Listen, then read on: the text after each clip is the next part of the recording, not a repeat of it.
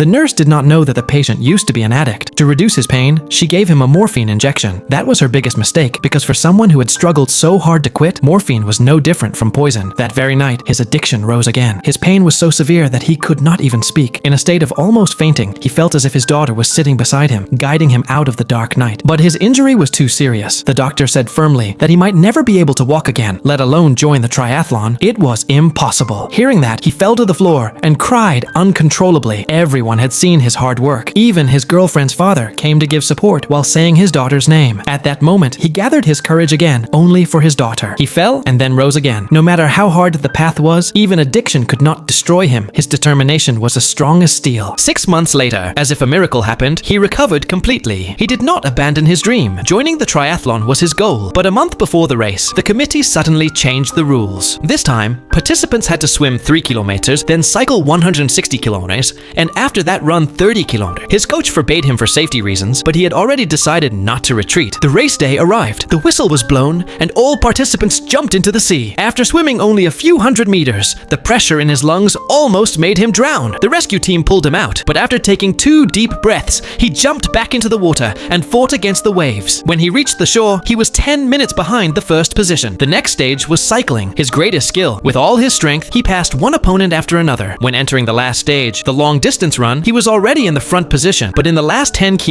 his body started to give up. His feet were badly injured, covered in blood. His coach told him to stop, but he cut his shoes with a knife to reduce the pain and kept running. Now he moved only with the power of determination. His vision started to blur. He saw hallucinations of old friends, his lover, and many people who had drowned in addiction, as if asking for help. In front of him stood the figure of his old self, weak, afraid, and easily giving up. This time, he refused to retreat. He destroyed the shadow of his past with a punch, as if breaking the chains that once bound him. The hallucination disappeared. The finish line was already in sight, but his legs were almost paralyzed. He fell, then crawled with his hands. At that moment, he saw the smile of his daughter and his lover. Love gave him strength. He stood up again with stumbling steps, accompanied by the cheers and applause of the spectators. Finally, he crossed the finish line, and he was no longer just an athlete. He became the world champion of triathlon. A person who was once considered a slave to drugs had now become a hero in millions of hearts.